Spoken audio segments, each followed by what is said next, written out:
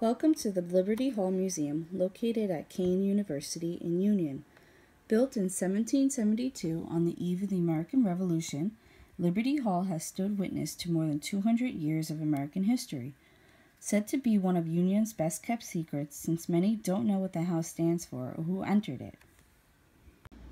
This was the home of New Jersey's first elected governor and signer of the Constitution, William Livingston, and a home that welcomed many distinguished guests, such as George and Martha Washington, Alexander Hamilton, President Ulysses Grant, William Howard Taft, Herbert Hoover, Gerald Ford, and George Herbert Walker Bush.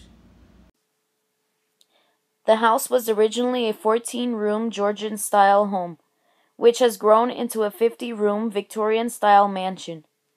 The house holds an extensive collection of antiques furniture, ceramics, textiles, tools, and toys which were owned by 7 generations of the Livingston and Kean families. The estate lays claim to a carriage house, a firehouse, and the oldest chestnut tree in New Jersey. The Firehouse Museum, built in 2004, houses 3 antique fire engines, including a rare 1911 American LaFrance Metropolitan steam engine. It's a great addition to this already antique site. Let us now take a tour around this beautiful 23rd-acre National Historic Site. I'm sure everybody will find it fascinating since we pass it on a regular basis, but most of us don't know the history behind it. In 1760, William Livingston, a lawyer and member of the prominent Livingston clan, bought the 120 acres in sleepy Elizabethtown, New Jersey, which is now Elizabeth, New Jersey.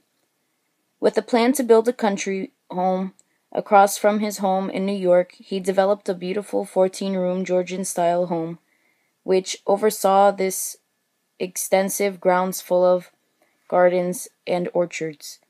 In 1773, after all the construction was finished, Livingston and his wife, along with their 13 children, moved into Liberty Hall for what they thought would be a peaceful life. The peace and quiet at the Livingston home wasn't long-lived.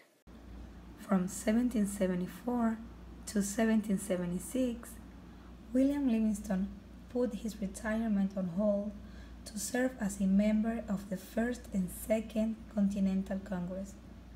In June of 1776, he left Congress to serve as a brigadier general of the New Jersey militia and held his post until he was elected as first governor of the state on August 31, 1776. He also was one of the men to help sign the United States Constitution. The war years during the Revolution were difficult ones for governors who spent most of their time running from British troops. After the war in 1783, William and his family returned to a home that was both damaged by both American and British troops. He eventually restored the home to the beauty we see today. His love for gardening and agriculture still shows in the wondrous gardens outside the family home. Governor Livingston served as governor for 14 years up until his death. Livingston died at Liberty Hall at the age of 67 in 1790. He is credited with making New Jersey governorship one of the strongest political positions in the country.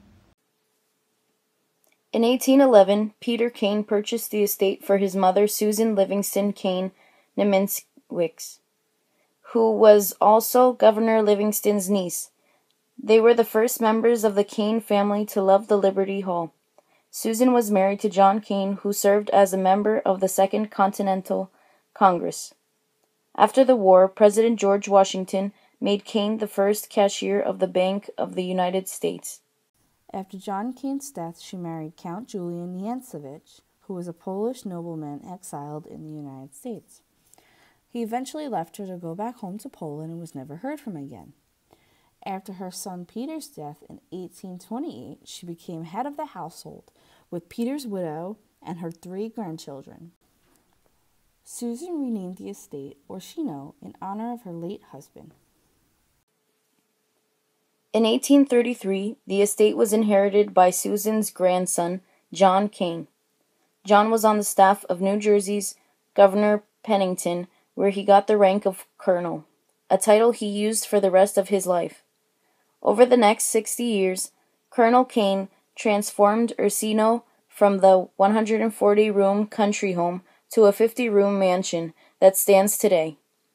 After his death, the house passed to his 2 sons, then to his grandson, Captain John Kane. In 1932, Captain John Kane and his wife, Mary Alice, brought together family antiques to enhance the house's character. After his death, in 1949, Mrs. Kane transformed the house into a museum. The house was restored to its original name, Liberty Hall, in honor of its being declared a National Historic Landmark. It was her dream that Liberty Hall be preserved for the benefit of future generations. Except for the fireplaces, furniture, and the chandeliers, the house hasn't changed since 1772. The house stands today as a testament to Mrs. Kane's energy, vision, and passion for history. The house has seen governors, congressmen, business managers, and women activists, as well as U.S. presidents. Now it is our time to see the history it has made. We hope you all enjoyed our video and maybe try to visit the mysterious house that is located across the street. Thank you.